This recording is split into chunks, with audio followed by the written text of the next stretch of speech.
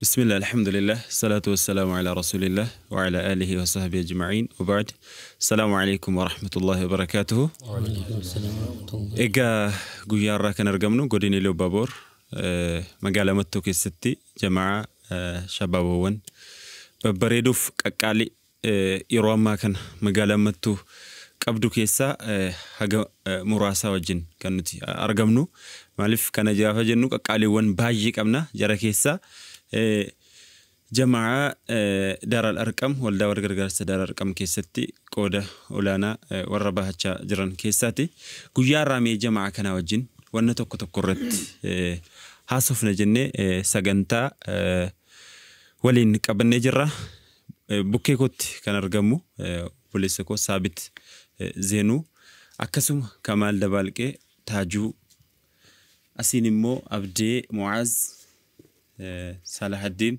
مجابد درجة كوميرة ما شاء الله كان نقرأ ترجمة مي كان الرت دورة درسة وبوليس كينيا برسيا ثابت زينو مي دعبته هون تكون دار كم جتشون كون دعبته دعبني كون إمو دعبته مجتشون ما إني كان جدو نوم تكينيا غاليرا وانجدو الرتي وبوليس كينيا ثابت زينو مي الرتي أفيرة نسمو ولين كانت ديبنوتا ثابت زينو جرسات سندبرس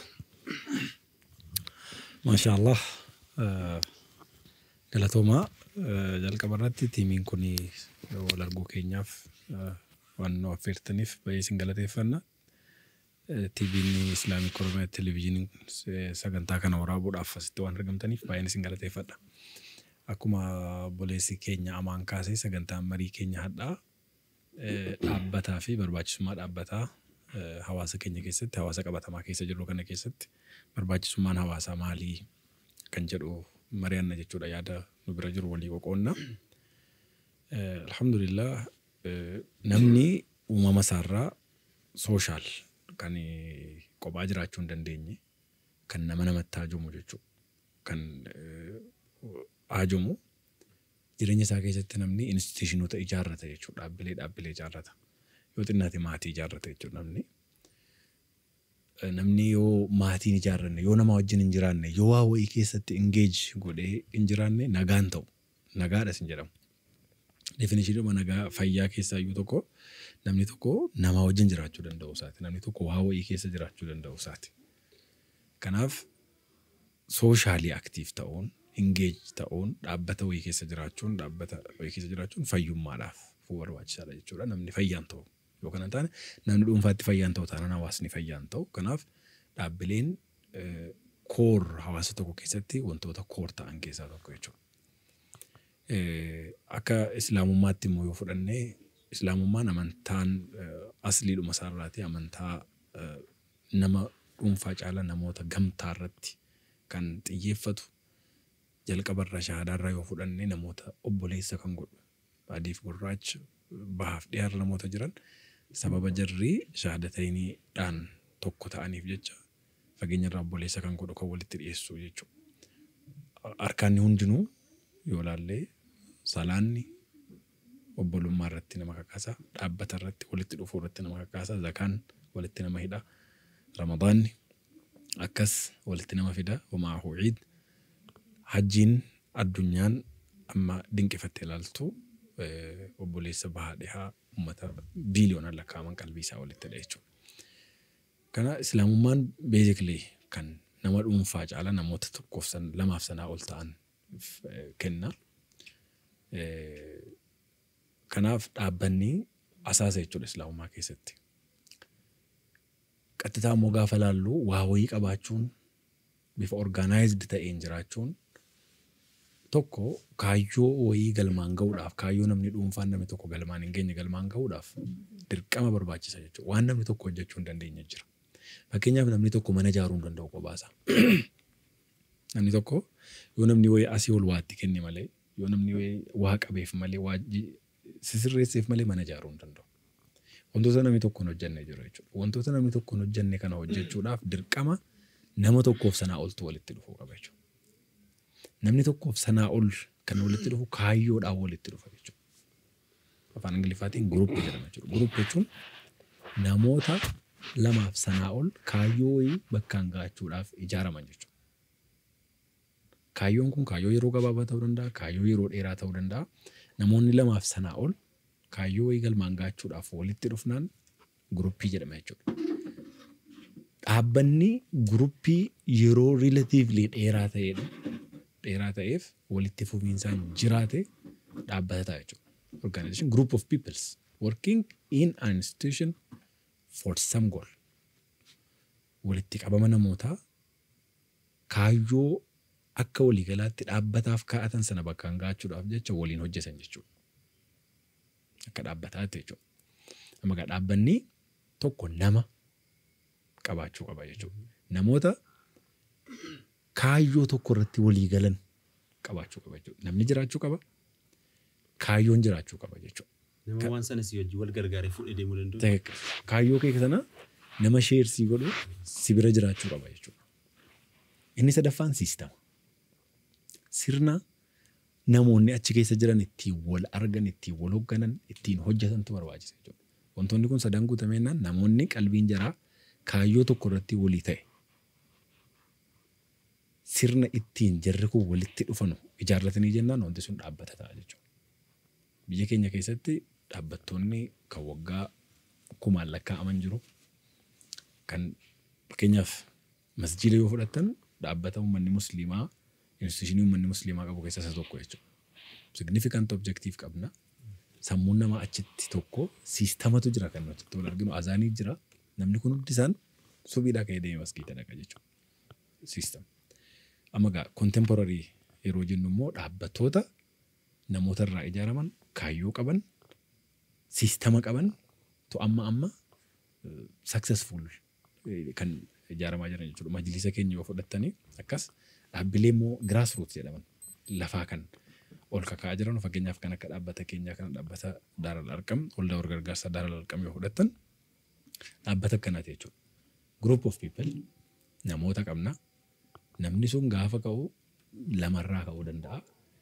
Guyyaa guyyaan dabalamaa kaayyoo immoo godhatee fakkeenyaaf kaayyoo isaa fudhatan Daaral Arqam aslii isaa ganamaarraa fudhatee bakka baqaa wayii bakka dhokannaa bakka gaaddisaa kaayyoo isaati jechuudha. Gaaddisa namoota gaaddisa barbaadaniif dhaabbata ta'u. Haza siistama immoo qaba jechuudha. Siistama ittiin nama deeggaruu qaba. Siistama ittiin nama adda baafatu qaba. Siistama ittiin deeggarsa nama harkaa sassaabu qaba. Argatu qaba. Kanaafuu organization wal maalatu. Organizationii wantoota jiraachisan keessaatii carraasa kan biraasanii kan kenna. Common visionidha. Yeroo baay'ee immoo namoonni immoo akka organizationii yeroo baay'een jiraannis immoo wantoota godhu keessaatii common visionidhaa fi visionii bareechee nama xaarsu dhabu. Rakkoon organizationii keessatti akka kan keenyaatti gaafas deebinee ilaallu rakkoo keenya jedhee kan hin yaadu visionii irratti mari'atamee namoonni qalbiidhaan walii galan sun visionii achi ga'uu qabna achi agarra. Fakkeenyaaf mishinii keenya beekamaa dhiyyeessa gargaara maal akkanaa qabna. Viijiniin achi dheeraansaa kan namoonni keenya irratti walii galan kan akkana ol nama ilaalchisu yoo hin jirre icha garal. Kanaafuu viijin seet goone mul'ata keenya jechuudha. Dhaabbata kana qabannee hojii kana hojjetaa garuu bakka ga'uu qabaan bakka namni ga'uu danda'u keenyaan successful mul'atan.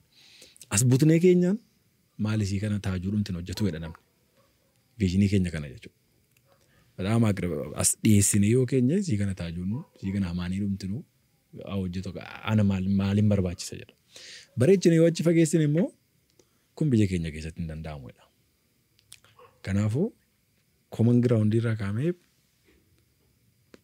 comfortable yoona vision. Dhaabbileen keessan hundi keessanuu dhaabbilee hooggantu dhaabbilee keessa jirtu waan ta'eef waan dhaabbilee hooggannu keessatti argaa jirru kana dhaabbilee ijaarru kana keessatti fiduu qabna jechuudha. Daaral Arqam kanuma. Amma egaa obboleessi keenya akka nu ibsetti kana keessatti dhaabbataan organizaashinii cimaa tokko qabatanii socho'uun namni gaafa socho'u gaafa haala dhaabbataatiin gaafa socho'uu fi gaafa qophaa socho'u miidhaa guddaa qabaadha. Kana keessatti kan nuti kookaasee kanatti fakkaata bal'inaan gaafa kaastu. Baay'ee maaliif jira kabaqa jireenya keessatti lafa kanarratti waan amaan hojjechuu hin dandeenyetu jira.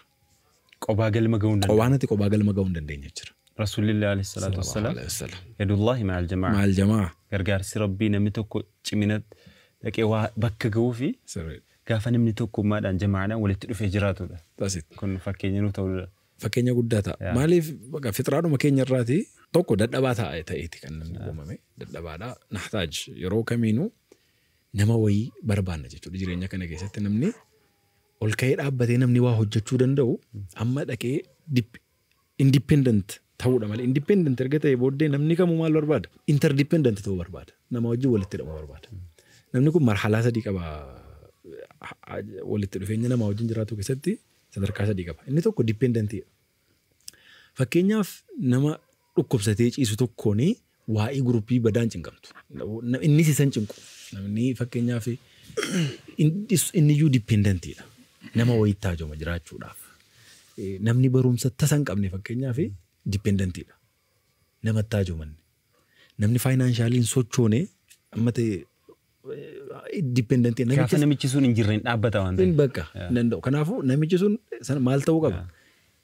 independent ta'uu qaba nama of danda'u wayi namni of danda'u waa'ee maalii yaada jechuudha waa'ee interdependent ta'uu yaada jechuudha waa'ee alaaqaa namootaa wajjin uumu kanaafuu namni tokko independent ta'ee waan inni qophaasaa jiraachuu hin dandeenye guutuu hin dandeenye jira namni tokko fakkeenyaaf independent ta'ee of danda'ee zalaalamee akkanatti duwwaa ituun fuudhu yoo jiraate nuroo yoo fuudhuu qaba jechuudha interdependent ta'uu qaba jechuudha gaafa immoo namni tokko gaafa of danda'ee mana isaa ijaaree maatii isaa tolfatee ka'u waa'ee hawaasaatu iyyuu isa korokkoruu jalqaba rakkoo ofii furateera of danda'eera maatii ijaareera fuudhee garuu rakkoo ofii furee maatii ijaarratee ka'ee hawaasni bakkee jiru kun isa cinquu jalqaba jechuudha akkuma itti guddataa deemtuun dimaandiin kee dabalaa deema waan ta'eef waa'een maatii gaafa waa'een hawaasaa gaafa cinqu immoo namoota akkasaa barbaada jechuudha namoota akkasaa dhimma hawaasaa cinqamadu barbaada. Qubaa galma ga'uun kan danda'amnetti dhaga'ama. Gaafa sana nama barbaada gurup kaza dhaabbata ta'a jechuudha. Maashaallah. Jazakallahu khairan. Egaa dhaabbata jechuun namni tokko tokkummaa jechuudha. Dhaabbata keessa tokkummaatu jira, dhaabbata keessa ciminatu jira, dhaabbata keessa galma ga'uutu jira. Waan obboleessi keenya amma nu kaasirraa hubanna. Obboleessi keenya baay'ee galateeffachuu barbaadna. Itti aansuudhaan immoo obboleessi keenya Taajuun kanarratti waan nuuna jedhu. Dhaabbata jechuun maayini nama dhaabbata hoogganuudha. Itti aanaa hoogganaa dhaabbata Dararqam. Taajuun nama waggaa torbaffaa isaa lakkoofsisaa jira miti amma dhaabbata kana hoogganuudhaan jechuudha. Dhaabbata jechuun siif maali? Maal argite dhaabbata kana keessas fakkeenyaaf waan argite baay'ee qabaachuu dandeessa. Dhaabbata namni hawaasa bal'aadha. Fakkeenyaaf akka jamaa Dararqamitti yoo kaasne mogawwanaatti hawaasa bal'aadha dhaabbataadhaan kan isin deeggaraa jirtan jechuudha. Dhaabbata kana keessa chaalenjiin jira. Ciminaan fuudhanii deemsuun jira, obsuun jira. Dhaabbanni haala kamiin kan tikfamuu danda'u jirurrattis yaada gabaabaa. Bismillah. Wantoota baay'een ka'aniiru. Dhaabbataa wal qabatee wanti jiru wantoota tuqamuu qaban baay'ee isaa obboleessi keenya Saabit baay'ee irraa dubbateera.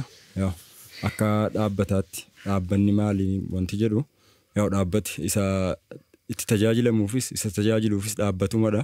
Gama biraatiin immoo hiika lamas qabaachuu danda'a. Dhaabbatachuu waanuma itti hirkatanuudha. Waan qabatan waan dhaabbatanudha. Taraadhuma itti hirkatanuun taraadhuma irra dhaabbatanuun taraadhuma itti fayyadamanuun kan jabaataa deemuudha waan ta'eef tarii muuxannoo dhuma dhaabbata kanaa wajjiniin gaafa gochaa deemtu darbeeyuma deemtuun jabaataa deemta caaroomsas akkasuma lafa qabataa maal jedhaa waan deemuuf dhaabbatii waan hojjetaadhuma irraa waan baay'ee baratanudha tan yaadan gama tokkoon. Gama biraatiin immoo dhaabbata kana gaafa jennu dhaabbanni kan akkuma ammaa Saabit jechaa ture mul'atee dhaabbata sana kaayyoo dhaabbati hundaa'eef sana waan ittiin galma ga'an natti fakkaata maaliifiin gaafa dhaabbata tokko dhaabdu waan fuulduratti yaaddu qabda. Dhaabbilee biraa yoo ilaalte amma gaafa dhaabbilee tokko fudhanne ilaalle viijinii sanaaf kan jarri socho'anu bu'aan achirraa argamu kaayyoo dhaabbata sanaa fakkaata. Maaliifiin amma akka Dararqamitti yoo furan yeroo itti maatii abbaa dhabuun daa'imman dhalatanii bakkeetti hafuun maal jechuun kun yeroo itti daa'imman sila akkaataatti dhalatan irraa jijjiiramanii amantaa keessaallee bahanii waan biraa keessa galanuu argita. Kan kanarratti hojjetu dhaabbileen garaagaraa yoo jiraatan daa'imman sana gara kamiin qarsataa deemu gara kamitti maruudhaa deemu gara barbaadan sanatti viizhinii jaraa sana fedhaa deemu waan ta'eef asii dhaabbanni kunis gaafa jiraatu waan fuulduratti argitu qabda jechuudha. Maal wantoota ati tolchaa deemtu waan ati karaarra buusaa deemtu jira. Dhaabbata biraa eeguun alatti ofii dhaabbata ta'uu akka danda'amu. So kanaaf dhaabbileen qaqqabnu kan jajjabeessee adeemu akka hawaasaatti immoo maaltu nurraa eegama dhuunfaadhaan dhaabbata kana gama cimsuun alatti gama tarii hanqina qabaachuu danda'a. Hanqina isaa waliin mari'ataa'uma deema. Waan namni hojjetu waan ta'eef guutuu ta'uu dhiisuu danda'a. Waa walirraa barbaadaa deemuu dhiisuudhaan dhaabbata tokko lama jechaa sadii jechaa deemuun bareedaa natti fakkaata. Kanarratti wanti dabaluu barbaadu namni tokko kophaasaa homaa gochuuf kan dandeenye namni lama immoo waama dhukkubsataa waan jiru kan hin taaneef namni sadii immoo akka nama fayyaalessaatti waan barbaadu jechuu akka danda'utti kan irraa hubatamu.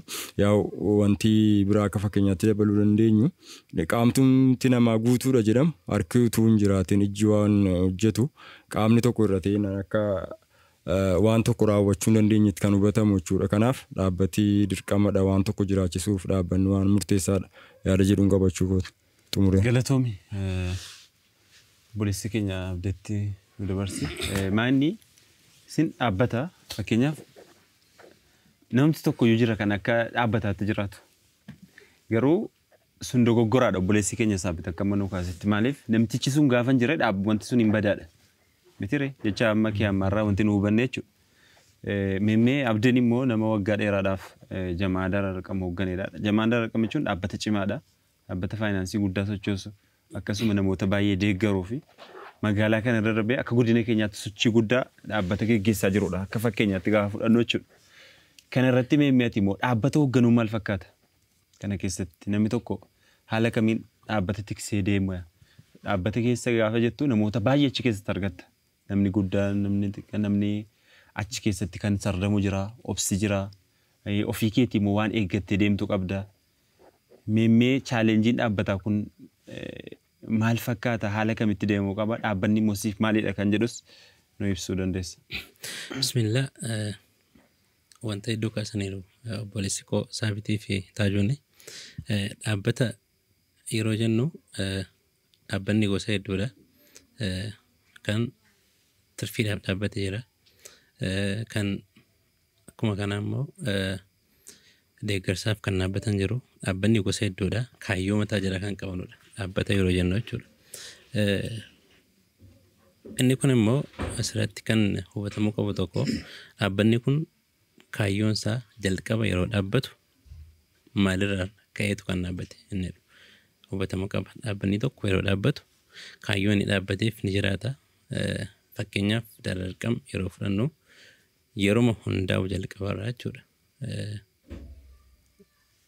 Namoonni yookiin miseensota hanga murtaa'an walitti dhufanii maaliif waan kana namoota yeruma xiqqaate nama 10-15 maaliif hin deeggaruudhaan jalqaba kan dhaabbate jechuudha. Sana jechuun fakkeenyaaf hin beekna namoonni naannoo keenya keessumaa uummanni muslimaa kun osoo tokkummaadhaan jabaatee dhaabbata qabaatee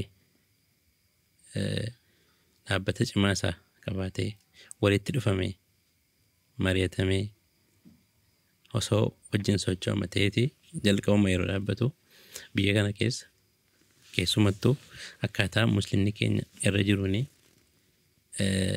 namni deeggaramu hin jiraatu ture. Kun haqiiqaadha. Waanuma arginu waan ta'eef jechuudha. Akka kanaan kan jalqabe. Kana jechuun uummanni muslimaa kun walitti dhufee tokko ta'ee wantoota akkasirratti baay'ee hojjechuu qaba waan jedhuun. Kanammoo dhaabbataan socho'amee namni rakkatu yinuu keessatti hin argamu. Hin jiraatu ture kuni ammarra haasa'uun waanuma hin taaneefan kan hin heerantanidha. Summaanni sanarraa kaanitu. Fakkeenyaaf akka dhuunfaa kootutti ilaalla baasiin hin barbaachisne hedduu hin baasanneetu kayyaan kan hin barbaachisne jechuudha. Waan sana teenyee osoo ilaalle jeetti immoo goonee ilaalleetu. Namni tokko jeetti hanga kana osoo contribute godhateeti waggaatti meeqa ta'a jennee mari'annee yeroo ilaallu akka jamaatti yookiin immoo akka dhaabbataatti yeroo walitti dhufu waan guddaa hojjechuu danda'a. Sun kan ta'ee fi akka dararqamitti jechuudha. Ciminni ture maaloodha? Tokkoffaa amantummaadha. Yeroo hojjetamu jamaa kana keessatti yookiin immoo koree jiru keessatti amantaan baay'ee murtisaa ta'uu fi dhaabbata kana waggaa 8 akka inni dhufee asiin ga'e. Namni jamaa sana tiksu amanamummaa qabaachuu. Amanamummaa qabaachuudha. Lammii immoo akka dhaabbata kanaatti cimina jennee wanti filanne tokko hojiilee hojjetaman baay'een jaraadha. Miidiyaa irratti hin baane. Sana kan gooneef maanni hojiin kun kan hojjetamaa jiru rabbiif jecha akiraa keenyaaf jecha waan jedhudha. Sana jechuun maanni namni as keessatti socho'u hundisaayyuu rabbumaa fedhee boodumaaf hin ta'a yookiin immoo akka sadaqatul jaariyaatti dhaabbata kana yoo gad dhaabbatee cima ta'e kanaan akka sanatti kan socho'amaa jiru. Dhugaa dubbachuuf taanaan dhaabbanni kun yaa'u beeku koreen kun jechuudha. Waggaa amma kana hojiin hojjete. Namni jiru hundiyyuu koree gattitee bakka itti ilaalu. Hojii jamaan kun hojjete akka godina kanaatti dhugaa utuu miidiyaatti ba'e yookaan immoo intinaan godhamee ta'eeti. Jechuun iddoo amma baay'ee hojii cimaadha. ilaaltuu waan hojjetamu sanaa ol miidiyaadhaan gaafa ilaaltuu fi kan dararqame immoo waggaa kana keessatti wanti inni hojjetame baay'ee waan lafa qabate jechuudha. Cimaadha. Summaanni namni as keessa socho'u hundisaayyuu rabbiif jecha waan hojjetudha malee bu'aa dhuunfaatiif yookiin immoo wantoota akka sanarraa har'a garuu rakkootu dhufnaan iyyuu gadi baasuu jammarreedha. Durri akkuma waggaa darbe kan jalqabe miidiyaatti baasuuf kan jalqabneef sumayyuu amma akka dhaabbataatti jechuudha majlisaattis erga beekamtiin kennamee booda nus achi as baanee gochuu dhabne waan adda godhu jamaa kana keessaa waan tokko namoonni deeggaraman. Inni maa inni jennaan jamaan kun kanaan dura gara miidiyaatti gadi ba'ee naasuu ture. Ofuma isaatiif iyyuu socho'ee uummatuma naannoo kana jiranuu fi ofuma keessaatii jamaamti kun borsaa isaa keessaa baasuudhaan jamaa kana sochoosa ture. Har'a garuu waggaa darbee kaasee gara miidiyaatti gadi baasuu jammareera. Maaliif wanti sun jamaan kun kanaan dura humni namni gargaaramuu xiqqoo ture, sochii isaa xiqqoo ture. Har'a garuu tarii jamaan kun humni namni gargaaramuu sitti baay'achaa dhufe uummata baay'ee barbaacha ba'e moo maa inni sababa maaliiti? Uummatatti gadi ba'uun isaa kun. Kaayeramma tokko akka muslimaattis amma dhaabbata qabna waan ta'eef majlisnis akka majlisaatti beekamtii waan kennameef nus majlisa jala gallee beekamtii arganne sochoonaadhaaf. Waan tokko wanti kaasuu barbaadu akka dhaabbata kanaatti waggaa 8 kana guyyaa tokko deeggarsaaf jennee Ramadaan tokkotti amma nama maatii 600tti deeggareera. Sana garuu miidiyaa irratti baasnee hin goone lammee namoota kennamuuf yookiin namoota deeggaraman kana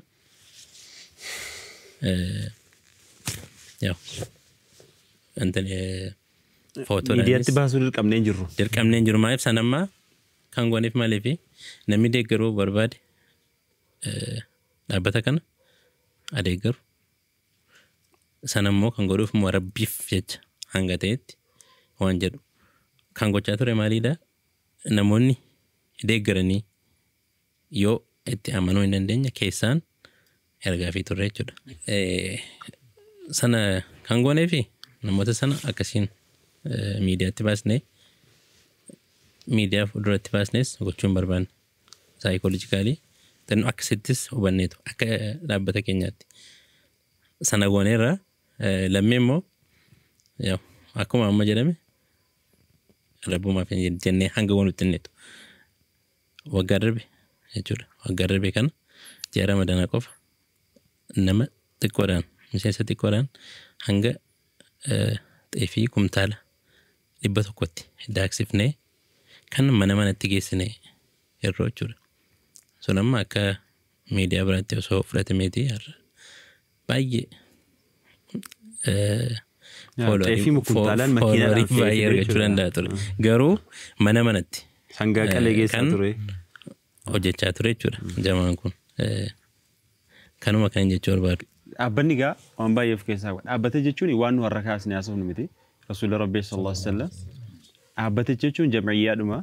Kun immoo Rasuulli sallallahu alaihi wasallam lamma hajara min Makkata ila al-Madiina gaafa Makkaa irraa Madiinatti godaanu Rasuulli sallallahu alaihi wasallam jalqaba wanti inni masjiida ijaaree jamaa achi keessatti uume namni gaafa tokkummaadhaan walitti dhufee dhaabbata ta'e ijaaramee akka inni deemudha. Kana keessatti jechuudha. Akka ummata musliimaatti baay'ee isaa yoo fudhatte sochiin hunda keessa dhaabbatatu jira. Kana keessatti immoo dhaabbanni kaayyoo tokko lamaaf miti. Waan hunda keessatti kan barbaachisu. Inni gargaarsa qofa yookiin dhaqanii waan kallattii hundaan dhaabbatatu barbaachisa. Dhaabbata jechuun jam'iyyaadha jenneerra. Sana keessa waan baay'eetu jira.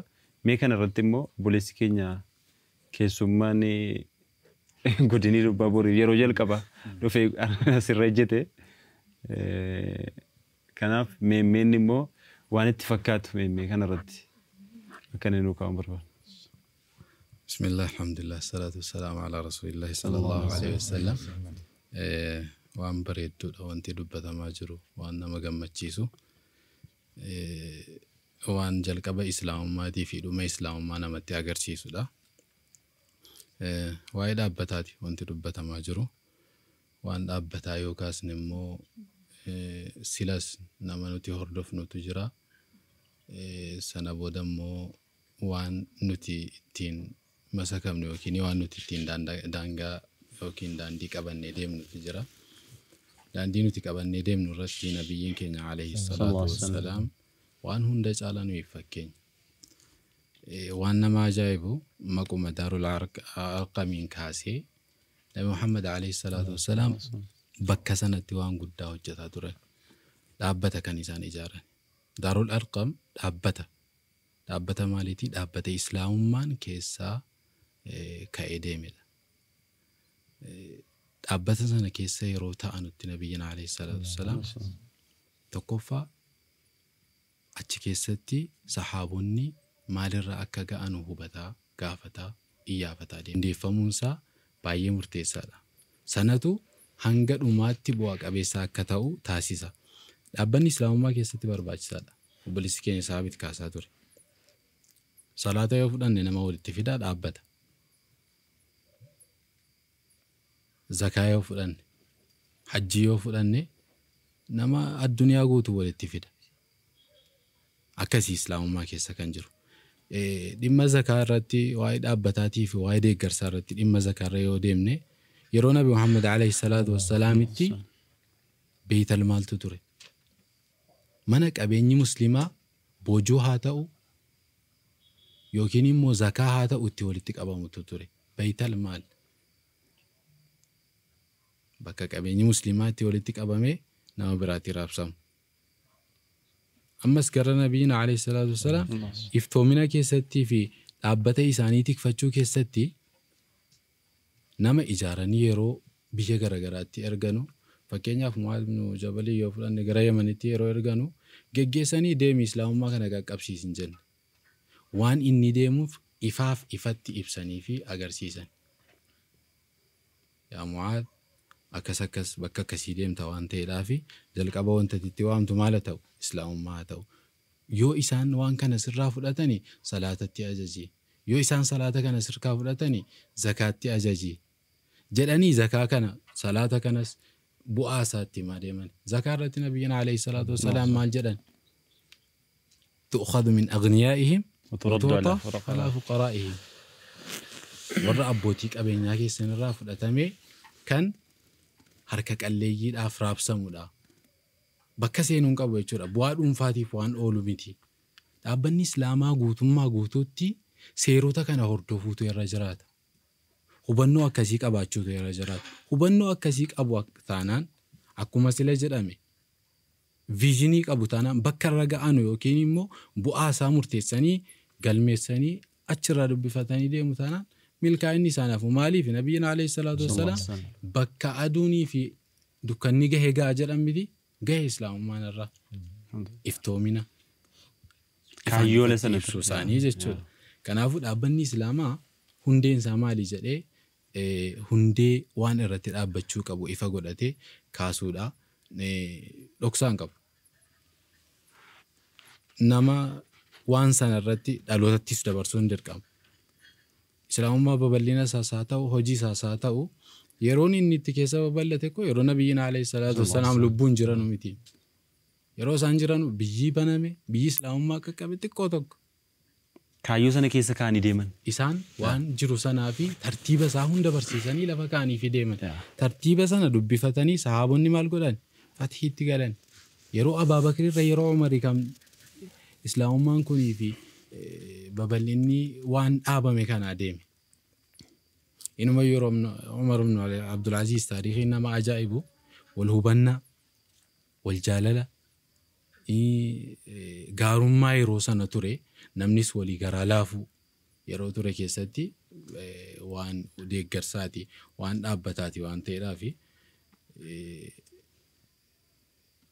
wanti beetal maal guutee zakaan bakka itti kennamu dhabeessatti kennamaa ture. Shimbirroodhaaf lagatti facaafamee shimbirroon nyaataa turte. Kummaa inni wal jabeessuu wal utubuu ummata orgaanaayizd ta'e tokkotu ture waan ta'eedhaaf iyyuu bu'aan akkasii argame.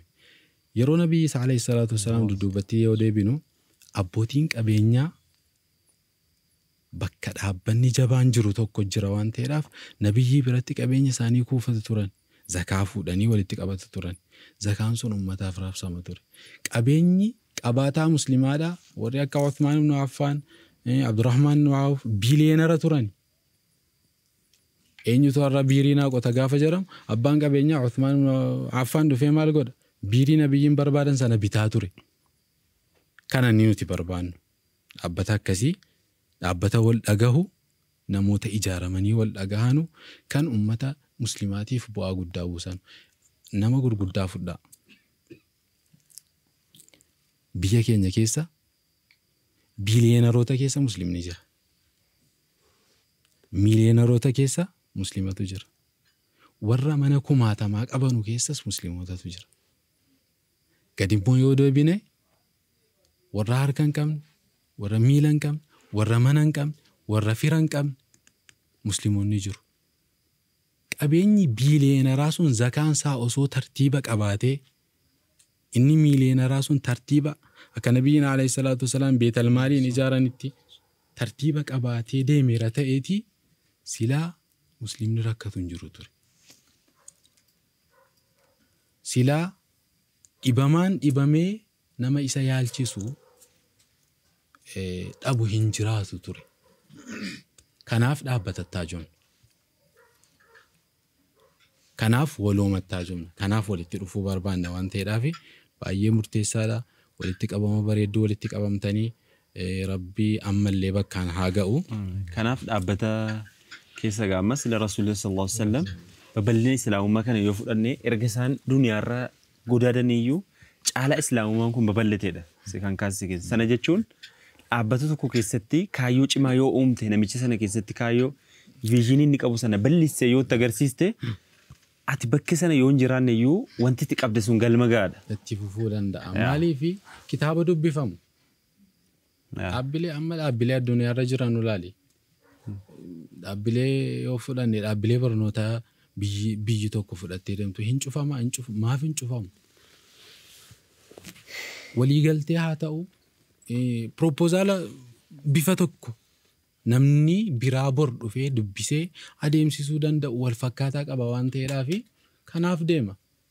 Inumayyuu dhaabbileen har'a addunyaa irratti hundeeffaman hundi isaanii propoozaala namni dhuunfaan tokko qopheesseen.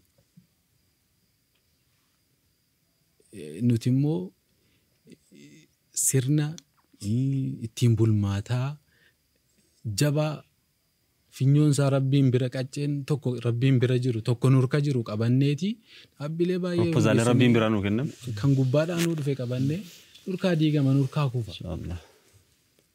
Kana hambisuudhaa fi dudduubatti seenaa keenya taariika keenya dudduubaa deebinee gaafa jenne of argan yeroo of argannee kaane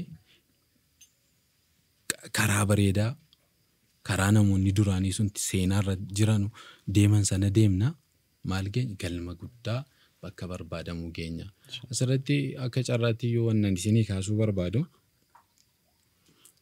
dhaabbanni nuti hundeessinu bu'aadhaaf miti.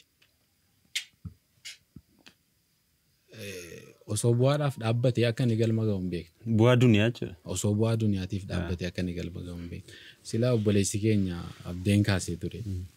Namoonni baay'een gargaarsa yeroo tokko godhan jarri ni beekanii naannoo deeggarsaatiin waan wal qabatu ni beekanii. Namoonni baay'een maal godhan beektanii deeggarsa akkas yeroo tokkotti biiliyeena waan biiliyeenaan ta'u waan namoota gargaaruu danda'anuutiyyuu mana 1,100,000 waan lakkaa'amu deeggarsa godhanii ittiin ofii isaaniitii ammas deeggarsa barbaadu. Ifa galaadha kun. Gaafa rabbii jennee kaanu garuu namoonni wal hubachuun wal gaafachuun namni kun rabbiif jecha ka'e namni kun khayrii yaadaa jira innee jajjabeessuun waan murteessaadha. Maaliif jennaan nabiyyiin keenya alayhi salaatu wassalaam gaafa nama qaburkaa fudhatanii jedhanu hamilee kennuuf turan. Akka salphaatti tola akkas callisanii fudhatan. Eenyutu biirii kana naa bitaa nama jannata waadaa seenuuf jedhu. Akkasitti wal jajjabeessaas dhaabbilee keenya dhaabbilee qabnu dhuunfaa irratti osoo hin taane waliigalaa fi ifa galaa waan ta'e goone deemuun baay'ee murteessaadha. Sana booda furmaata guddaa arganna jedhee yaada galatooma. Maashaallah jazakallahu khairan obboleessi keenya Mu'aadh Yaaqub waan bal'aa irraa waa'ee dhaabbatarraa kaasee waan baay'ee nu ibsee jira. Akkasumas immoo har'a keessummaadha godina kana nu keessatti argamuusaa baay'ee nu ta'eera. Garuu akka keessummaatti naasoo akkama. Kanatti aansuudhaan obboleessi keenya Kamaal Dabalqee nama yeroo dheeraadhaaf Kamaal Dabalqee akkuma beekamu nama dhaabbata baay'ee hoogganuudhaan beekamu. Akkasumas immoo yeroo kanatti dhaabbata guddaa majlisa jedhamu mana maree dhimmoota islaamummaa magaalaa Mattuu ta'e hojjetaa jira. Sanaan alatti immoo hojii daddabalataa masjiida hoogganuun jira, maatii hoogganuun jira, waan baay'ee irraa jira. Kana keessatti immoo obsaan beekama yeroo baay'ee dhaabbata keessatti nama waa obsee fuudhee deemuudhaaf akka magaalaa Mattuutti nama fakkeenya ta'e fuudhame yeroo baay'ee deemamuudha rabbi sarraan fudhatanii. Maashaallah obboleessi keenya Kamaal egaa akkuma beekamu dhaabbatawwan baay'ee nama hoogganaa turedha. Meemee waa'ee dhaabbataa kana keessatti kaayyoo dhaabbataa dhaabbanni maal fakkaata yoo maal ta'e maaltu barbaachisa dhaabbataaf waan jedhu irratti bal'isee ibsa bal'aa akka nuu kennu. Bismillah carraa naa kennitanii fi baay'ee galatooma. Ani waa baay'ees kaasuun barbaadu garuu ka'umsuma daara halqamirraa maaltu waan kana keessa wayin immoo jamaa kana akkamitti walitti dhufne maaltu nu kakkaasee hojii kana hojjechuudhaaf waan jedhuun kaasuu barbaada. Jalqaba diiniuma keenya jechuudha. Islaamummauma keenyatiyyuu yaada kana nu keessa kaa'e. Islaaminaan keenya namni tokko Rasuulli sallallahu alaihi wasallam keessatti namni tu ollaansaa itu waan nyaatiin way beeluudhaan jiru ofii quufee nurraa miti waan jedhu waan akkasiitu jira. Waan akkasii barachaa deemna gatii ta'ee fi marsaa ramadaanni dhufuuni qalbiin keenya hin gammadu jechuudha. Manni keenya guutuu ollaan immoo waan adda addaa keessa jira. Kanumaan iyyuu hiriyooma taaneetuma waan akkasii haasofnu maal gochuu dandeenya waan jedhuun waan simple ta'een iyyuu jalqabne. Haa ta'u malee wanti sila obboleessi koo abdiin kaasaa ture jira. Miidiyaa irratti namoota qarqaaraa jiru gochaa goonu tokko nuuf qubsaa miti ittiin gammannu. Maaliif namoota sanaaf jiruu jara jijjiiruu akka hin dandeenye hin beekne gahaa miti wanti gochaa jiru. Waan qalbiin keenya nun gammachiisneen immoo nama kana fuudhee miidiyaarra baasne akka waan jiruu isaa jijjiirretti baasuun suni baay'ee nutti ulfaata. Hojjetaa jirra oguma hojjetamaa jira. Hojii babbareedaatu hojjetamaa jira. Haa ta'u malee kaayyoon keenya guddaa ta'uusaa kan natti dhaga'amu maayin waan hojjetaa jirru nuti hin gammanne. Namni hojii isaatti saatisfaayi ta'ee dafee dhaabbata jedhee yaada. Namni hojii hojjetuun immoo saatisfaayi hin taane hojii baay'ee hojjechuudhaa fi ka'umsaaf karoora qabaa jechuudha. So fuuchariin keenya ka'umsi keenya xixinnoo haa ta'u malee namni keenya bal'aadha, hawaasni keenya bal'aadha. Fakkeenyaaf fudhatanii naannoo keenyatti daldalaa baay'eetu jira. Namootni waa rabbii jara harka kaa'ee zakaa baasuun waajiba. Haa ta'u malee akkamitti baasaa jiru. Dhuguma zakaan kun haala gaariidhaan ba'aa jira. Nama immoo zakaan kun tagabba'uufitti gahaa jira. Waldaan keenya maal hojjechuu danda'a? Miknyaatuun namni akka magaala keenyatti illee yoo ilaalle dhaabbatni waan kanaaf illee furmaata ta'ee ani kana isinii na raawwachuu nan danda'a jedhee alaaftinnaa kana kan fudhatu hin jiru. Dhaabbanni kun immoo hamma tokko ekspiriyaansii hojii keessaa daddarbee waan adda addaa keessa jira waan ta'eef. Daataa harka qalleeyyii, daataa adda addaa nurka jira ta'eef hamma tokko. So karoorumtu jama'aan kun nuti fuulduratti qabnu maa inni isa jedhu utuu namni warri amma miidiyaa kanaas daawwatanii ituu hubatanii hamma tokko nu faana deemanii yaada. Fakkeenyaaf nuti nama qarqaarsuma gaafa karooruma jalqabu karoora keessa galchinu namoota yeroodhaan nama amma umriin jaraa fagaatee jiru nama hojiidhaaf hin haajomne yeroodhaan maaltu barbaachisaan jedhamee qarqaarsi gosa gosaan. Gargaarsi dhaabbatan. Ijoollee dargaggoota hojii dhabdoota warra ta'anii akkamitti hojii keessa galchuu danda'a? Kaatagoraayiz goonee waan akkasii keessa karoorfachaa akka jirru uummanni nu hubate. Lammaffaa inspiration maaltu nama kakkaasaa? Namni hojii tokko keessa seenee haala hojii kanaa oo ilaale malee motivate inspirationii waan kaka'umsa ta'uuf baay'ee rakkisaa. Utuma ikhlaasni jiru waan sana nama keessatti uumuu jechuudha. Practice barbaada. Keessa galanii ilaaluu barbaada. Haati hiyyeessaa tokko waan isheen keessa jirtu ijaan dhaqanii arganii waan nuti iddootti hin kenne tokko waan ishee gammachisee boosisu waan maatiin tokko gaafa waan tokko argatu waan jaratti dhaga'amu sana ituu ijaan arganii namni hojii guddaa hojjechuudhaaf kaka'umsa isaaf ta'a. Gatii kanaaf an baay'ee sigaa aasaa nu wanti nu gammachiisne jara gammachiisuu danda'a. Nu biratti xiqqoodha wanti jedhamu jara biratti guddaadha waan ta'eef. Gatii kanaaf waan sana dhamdhamanii. Wanti kaasuu barbaade maa inni kanaan dura akka miidiyaa irratti ba'aan jirree inuma beekama.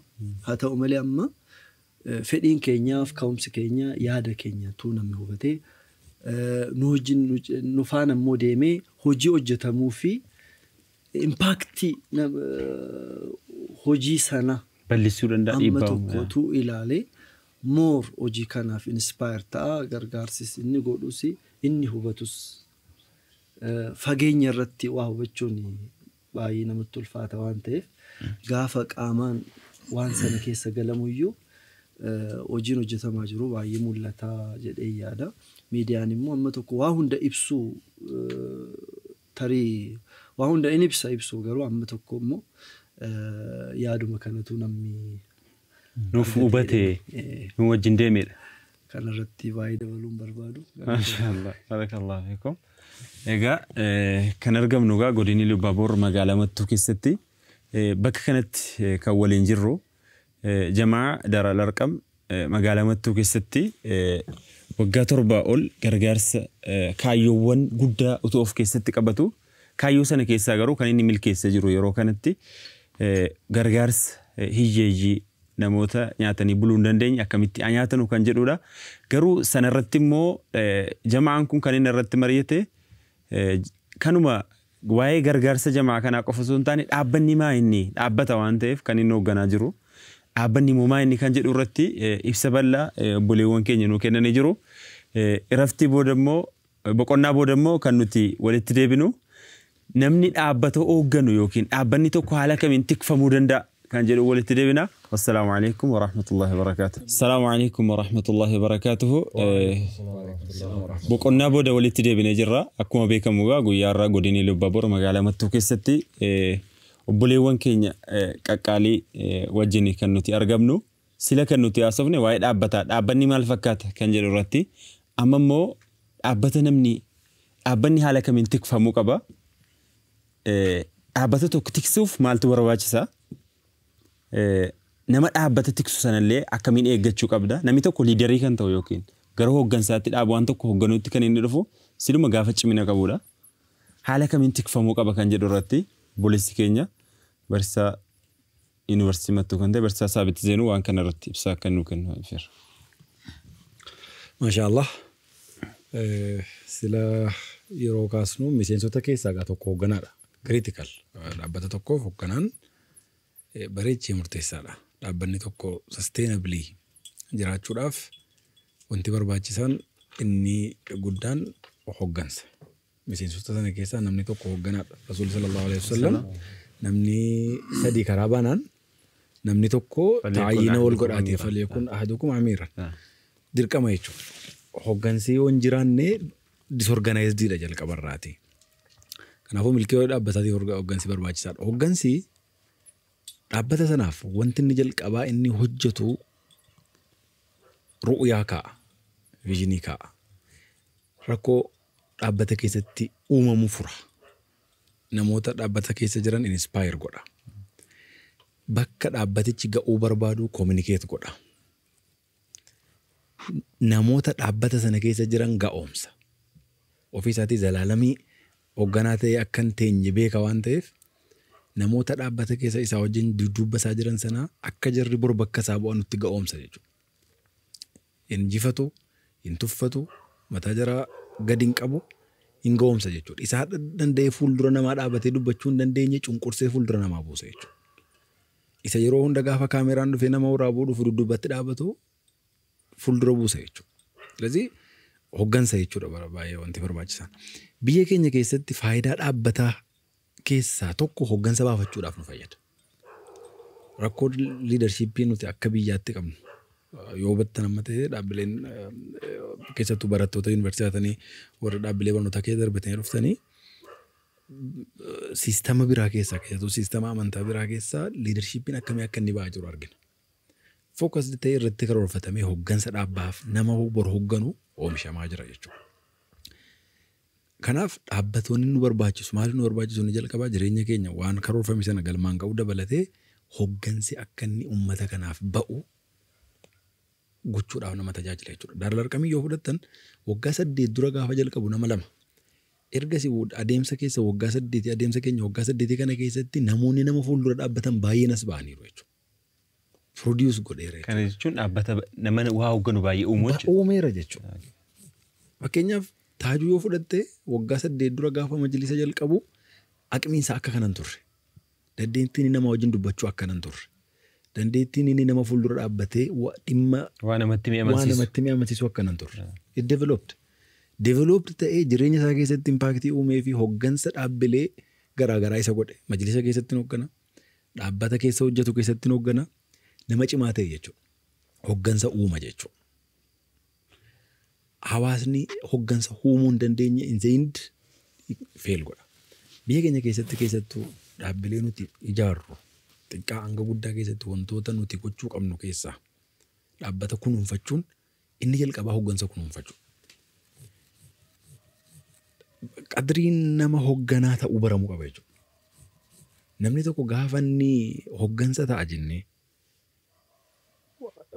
ru'uyaa inni qaburraa, dandeettii kominikeeshinii isaarraa, dandeettii waa karoorsuu isaarraa, dandeettii waa orgaanaayiz gochuu, waa tansiima godhanii siistama ijaaranii waa nizaama gochuu isaarraa, dandeettii namoota ol kaasanii ka'amee waa hojjannaa jedhee dandeettii kana namoota qabanu hawaasni kunuunsuu qaba jechuudha. Keessattuu immoo namoota dhaabbatan jirra ijaaranuu kunuunsuu qaba jechuudha hawaasni. Akkamitti kunuunsa? Tokko waan jara irratti odeeffamuu irraa qolata. Waan jara cabsuuf deemu. Waan jara cabsuuf deemu waan namni lafumaa ka'ee waa uumama beektu. Gaafa gara hooggansaatti dhuftu gaafatti waa ijaaratu faallaan sanaan ijaarama sin. Fuuldura buuta waan ta'eef ituutti dhokattee goda hallayyaa sanaa jiraatte namni waa'ee kee yaadatu hin jiru. Gaafatti fuuldura kana dhuftu fookasii nama hundaa taata jechuudha. Fookasii nama hundaa akkuma taatuun waa'ee kee wanti dubbatamu aksentuweettaa baay'ee biyya keessa faca'a. Hawaasa hoogganaa sana gara fuulduraatti barbaadu irraa wanti eegamu maaliin waan hawaasa irra facaafamu kana absorbu gochuudha jechuudha. Hoogganaa dhabnaan dhaabbatichuu badeera. Dhaabbatichi badee hawaasatu mootummaa irra bada waan ta'eef waan namoota hoogganan namoota dhaabbata jaaran irratti wantoota darbatamanuu qolachuu barbaachisa jechuudha. Jararraa qolachuu barbaachisa. Kun kiriitikaaliidha jechuudha. Inni hin dadhaba waan ta'eef. Lammaffaa immoo nasii haa barbaachisan. Hawaasni namoota dhaabbata hooggananuuf nasii haa ooluu qaba. Ati bor akkana taata kanaafuu akkanan ta'in jechuu qaba jechuudha. Namoota dhaabbata hooggananuun keessattuu dargaggummaadhaan namoota dhaabbata hooggananuun ati bor akkana taata waan ta'eef iddoo kanaa hojjetu. Haala namicha dadhabsiisuu yookiin cabsuun utuu hin taane yookiin immoo irraa callisanii akka nuuf hin cabuutu hin ta'in namichi gaafa inni fakkeenyaaf wanti nuti goonu jira noormaal. Nama ol guddatu nama bor bakka nuti amma hin geenye kana ga'uudhaaf deemu waa ittimuu qabna jechuudha gurra isaatti gadi qabne. Isteeniidha baay'ee jireenya kana keessatti isteeniin namatti bubuutu tuqaan namatti buutu kun dhuma irratti bakka nuti geenyu irraa nu hanqisaa deemti. Kanaaf baay'ee amma international miidiyaa yoo fudhattanii obboleessi keenya Mu'aaz kun Feesbuukii dhuma fudhaa. Feesbuukii kan dhaabbileen sooshaal miidiyaa kana hunda jara yoo fudhattan dhaabbilee Yahudotaatiin kan isiin hoogganamtu. Mu'aaz kana waa'ee Mu'aaz kana daataatu kolleekti godhama.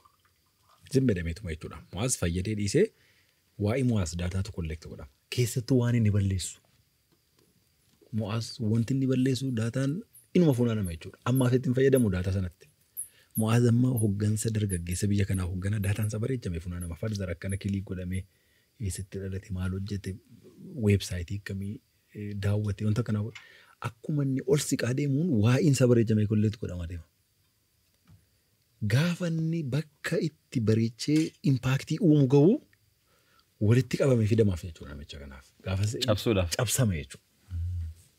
Kanaaf siluma gaafa hooggansa irra jiru namichi kun bakka cimaan ga'a jedhamee walitti qabamaaf cabsuudhaaf. Durii kaasee namni tokko gaafa inni lafiitii nama dhaabbatee haasa'u he is under focus. Gaafa fi lafiitii nama dhaabbatee madarakii warra dhaabbatee haasa'u fookasii keessa galeera namichi sun. Odeeffannoo waa'ee namicha sanaa kolleekti godhama jechuudha. Day in day out. Akka influensiin isaa guddataa deemuun namicha kanarraa maaltu barbaadama jechuudha. Sagalee isaatu waa'ee naasa viidiyoo waa'ee isaatu barbaadama jechuudha. Istirii isaatti deebi'ama. Istirii isaatti deebi'ama dudduubba isaa.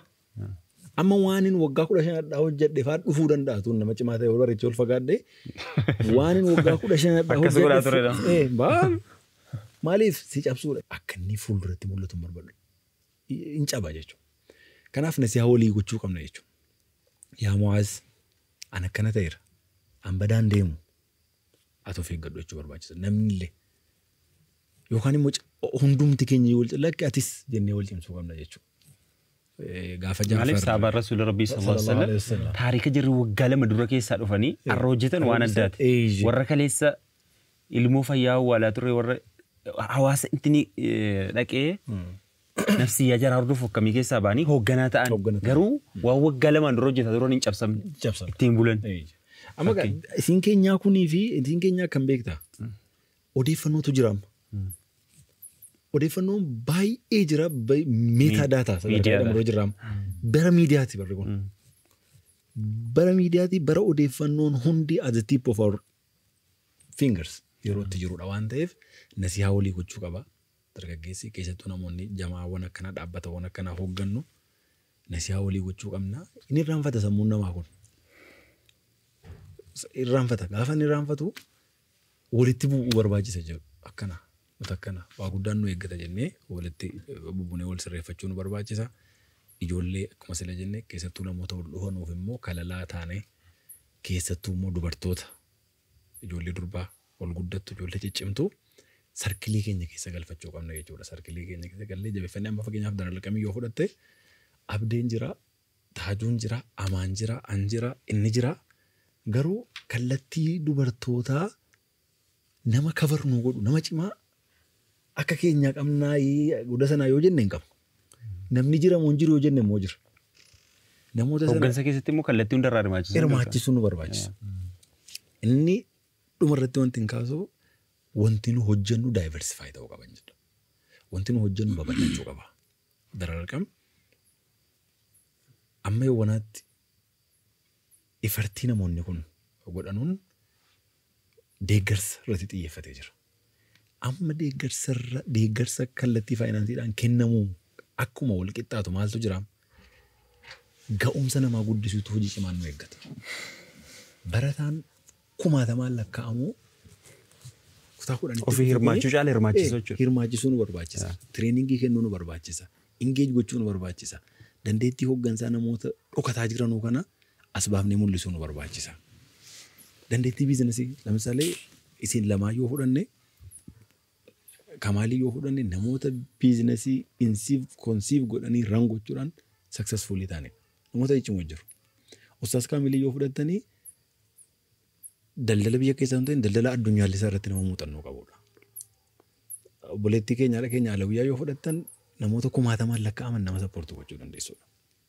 Tililliq namoonni gurguddoon jiru. Namoota kana fayyadamnee jama'aan keenya kun sarviisii inni hawaasaaf kennu bareechee bal'achuu qaba. Tireeningii kennuudhaan kallattii garaagaraatiin jechuudha. Ijoollee ol guddattuuf, ijoollee durbaatiif, namoota biizinesiitti galuu barbaadaniif, wama xiqqoodhaaf namoota biizinesii keessatti kisaaraa keessa galaa jirantu jiru. Waan abdeen guyyaa tokko walitti qabee barsiisuu danda'u. Akkanan godhinaa jedhee waan taajuun gochuu danda'u. Kallattii diinii irratti namoota quraana haffazanii nu jalaa quraana haffazuun amaaniidhaanis isa kanaanis yeroo baay'ee nan jedha. Quraana haffazuun parsantii 50 daa'ii ta'udha. Garuu ijoolleen lubbaa boor keessaa quraana haffazanii kaayyoo isaanii dagatanii badaa jiru jechuudha. Siistama keessaa ba'aa jiru. Namoota kanaaf chaalenjii itti uumanii quraana haffazidee taate kitaaba akkanaa qara'iiti gaafa akkanaa kitaaba kana analaayiz godhii madirakii qopheessi jennee namoota kanatti carraa eenyu kennuu qabna jechuudha. Daawaa keessatti bal'inaan hirmaachuu qaba dargaggeessi. Daawaa orgaanaayizii gochuu, sheekota daawaa godhan sappoortii gochuun hojiin keenya daayiversifaayi gaafa ta'u impaaktiin keenya sin bal'ata. Wanti nuti buusnu sin bal'ata. Ofii keenyaaf immoo relatively overarching taana jechuudha. Haasaa baay'een dheeressee affan. Maashaallah. Assalaamu alaikum warahmatullahi. Assalamu warahmatullah. Egaa akkuma sagantaa keenya irratti jalqaba irratti waa'ee dhaabbataa kaasne itti aansuudhaan dhaabbanni maaloodha kan jedhu dhaabbata tikfachuun immoo maal fakkaata? Nama dhaabbata hoogganu immoo tikfachuun maal fakkaataadha?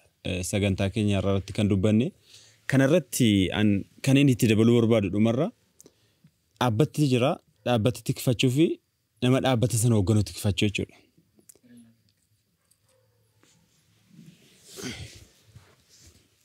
Gaafa kana namni tokko yoo dhaabbata qabaate dhaabbata sana hin tikfanne hoogganaa sana hin tikfanne dhaabbanni sunis badaa hawaasnis badaa jechuudha.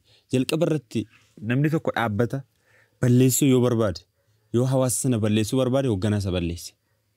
Hoogganaan gaafa badu hawaasni silaa gaafa tokko ta'ee hoogganamee deemee namni silaa dhaabbata sana hoogganee bu'aa cimaa uumuu danda'u gaafa silaa hoogganamee dhaabbataan deemee nama isa hoogganuun hoogganamee deemee impaaktii guddaa uumuu danda'u gaafa dhaqee hoogganaa isaa sun jalaa rukutamu hawaasni sila dhiibbaa uumuu danda'u sun illee duuka rukutama jechuudha. Namni immoo nama miidhuu barbaadu tokko jalqaba sin rukutu hoogganaa kee rukuta. Hoogganaa uumatti qabdu kanayyuu hoogganaa sana xureessee akkuma obboleessi keenya Saabit namni tokko gaafa dhaqee cimu histiriin yeroo waa balleesse sana coramaa jedha. Namni tokko har'a hoogganaa ta'e dhufe waggaa 15 dura waa inni hojjete coramaa jedhe. Sun maal jechuudha? Nama silaasii hoogganee ati dhageessee deemte dhiibbaa uumaa jirtu sanayyuu cabsuudhaa gaafa barbaadamu wanti kun uumama. Gaafa namichi sun cabee ummata sana keessa namni silaa wal dhagee waa tokko uumuu danda'u hin jiru. Wal qixxaata jechuudha. Hawaasa sana keessatti namni waa uumuu hin jiru. Hawaasni immoo wal qixxaatee jennaan badeera. Maaliif jaarsoliin akka aadaa kaalcharii keenyaatti barbaadama? Gaafa waa rakkatu namni jaarsa bira dhaqa. Maaliif jaarsa sana kabaja waan ta'eef. Yeroo ammaa kaalchariin akkana nama keessaa cabaa jira jechuudha. Namni nama si hoogganu yoo tikfateyyuu biyya tikfata. Nama isa hoogganu yoo dhageedha kan inni bakka guddaa ga'uu danda'udha. Fakkeenyaaf akka biyya keenyaatti majlisa fudhachuu hin dandeessu. Majlisa akka yeroo ammaatti jiru jechuudha. Rabbi khayrii kanaatti nuuf hafsiisu. Majlisa jechuun dhaabbata guddaa akka biyya kanaatti jirudha. Gaafa ati majlisa akka federaalaatti jiru kan hoogganaa kooti jettee kabajjee dhageessee majlisuunis amma haqa hojjete akka namni uummanni sun barbaadutti yoo deeme jechuudha. Godarraa wanti godaa darbu amma godaatti yoo dhaga'ame miileenaan gaafa ta'uu fi gaafa nama tokko ta'u baay'ee gargar jechuudha. Hawaasa bal'aadhaan gaafa sochoomu. Kanaaf namni tokko dhaabbata tasa'uu dhaabbatuma jamaa akka Daararqam kanas ta'u Daararqam fakkeenyaaf namni tokko yoo hoggane of jalatti nama 2,300 yoo qabaate namni 3,000 sun nama tokkoon sana yoo dhagee dhaabbata cimaadha jedhamee fudhatama jechuudha. Kanaaf namni gaafa ittiin bulmaata keessatti nama jala deemu sana sirriitti yoo dhagee kaayyoo isaa viijinii sila dubbataa turre sun dhaabbanni sun galma ka'uu kan inni danda'u nama isa hoogganu sanaa wajjin yoo dhagee yoo wal dhagee deeme cabiinsi namatti hin dhufu dadhabinni itti dhufu galma ga'uu danda'an jedha.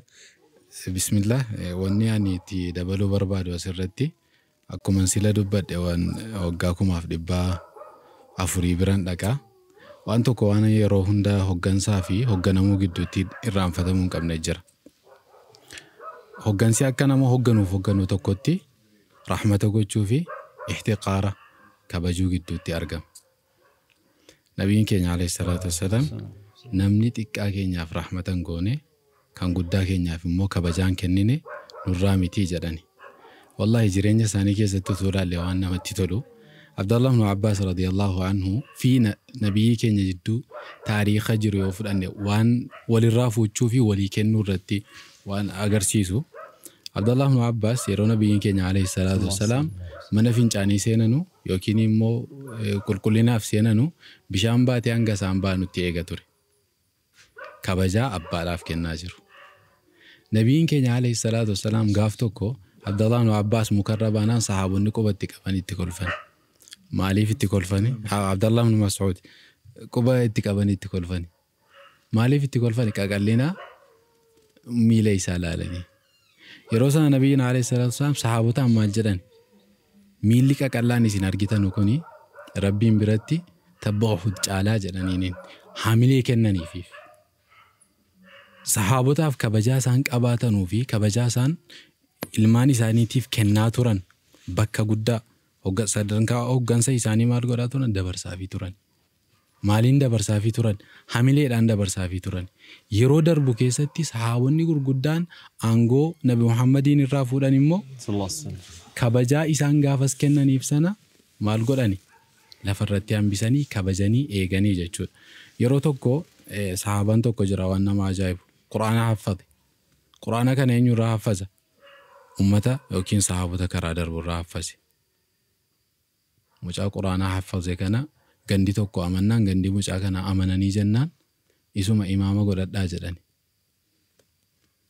Gaafa sahaabaan sun imaama ta'u mucaa xiqqaa waggaa 6-8 jidduuti. Quraana garuu walakkaadhaa wal haffaseera. Ummanni sun nama quraana qara hin qabu turani. Mucaan quraana haffatuyyuu quban qabanu turani. Quraana imaama ta'ee shamarran dudduubarraa ilaalanii awuraa mucaa kanaa nurraa dhokfadhaa jedhanii turan. Mucaan uffatayyuu hin qabu. Sahaabaadha. Guddaadha. Gatii isaan hoogganaa ta'anii kunuunsaniif iyyuu hooggansa kennan sadarkaa hooggansaa dabarsanii kennaniiruufiif xiqqaa ta'uu isaa wajjiniin ihtiraamni kennamee maal godhameera? Bakki guddaan isaa kennameera. Kanaafuu hooggansi rahmata walii gochuu fi wal kabajuu jidduu jirti. Hoogganaan kabajamuu qaba. Inni hoogganu xiqqaasaa akkuma obboleessi keenya Saabit jedhaa ture hooggansa sirna hooggansa isaa kabajaarraa kaasee har'atti dabarfachuu qaba ilmaan isaatti. kabajaa abbaan hin kennineef bor ormii dhufee hin kennuufiif. Guddisa guddaa, guddisa ajaa'ibaa, guddisa bareedaa guddifachuu qaba ilmaansaa. Nuti ilmaan keenyaan ati bor bakka koo buutaa. Waan cimaa keessatti Kanaafuu akkasitti gaafa sahaabaan sun muka irratti arrabsamu nabiyyiin arraba isaan irratti osoo dhiisanii boru kabajaan sun ittiin fufu ture. hin danda'u jedhee amana jechuudha. Hin danda'uun hin dhufaa. Isa arrabni sun sirratti hafu. Hamilee ta'anii boru sadarkaa hooggansaatii fi sadarkaa bakka guddaarra akka inni ga'u jiiliidhaaf akka inni waa dabarsu waan beekaniif maal godhan harruma ihtiraama godhaniif harruma kabajaa dabarsaniif. Kanaafuu hooggansa keenya keessatti namni dhaabbate islaamaa fudhatee ol kaanaan namni dhaabbate sun islaama yookiin immoo namoota bakka sana bu'ee jira inni akka siimbooliidha. Arrafamuu dhiisuun isaa kabajaadha uummata inni hoogganuuf. Qajeelfachuun karaa sirriitti agarsiisuun yaadatti kennuufiin hooma jiru. Kan biraa garuu xiqqeessuun of xiqqeessuu waan ta'eedhaaf sirreeffachuurra xiqqeessuu filachuu hin qabnu. Xiqqeessuurra sirreeffachuu, walkunuunfachuu akkasitti deemuu qabnan jedha. Maasha Allah.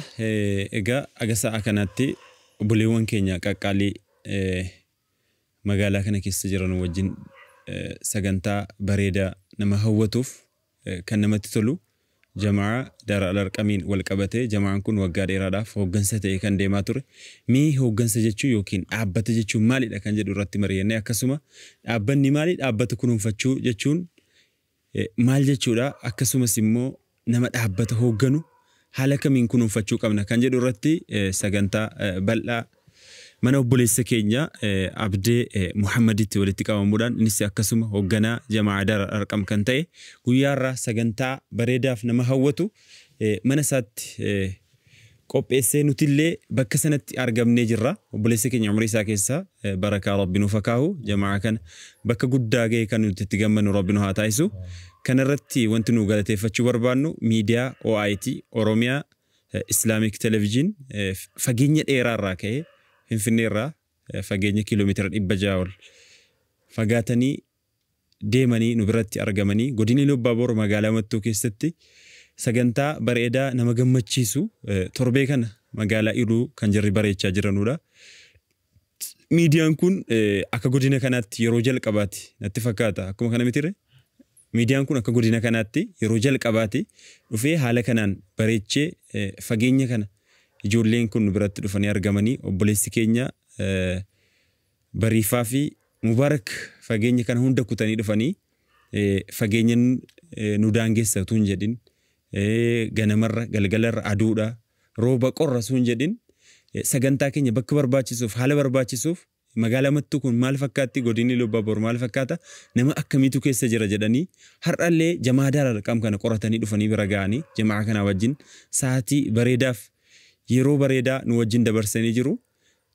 Maqaa ummata muslima godina Ilubaaboor akkasuma magaalaa Mattuu fi maqaa jamaa Daara Al-Arqamiin miidiyaa OIT Oromiyaa Islamic Television guddaa galatoomaa galata guddaa nu biraa qabdu isinii wajjin jirra isin deeggarra isin daawwanna isinillee nu biraa nafinaa deddeebi'aa nu daawwadhaa isiniin jenna galatoomaa. Assalamu alaikum wa rahmatullahi wa barakatuh.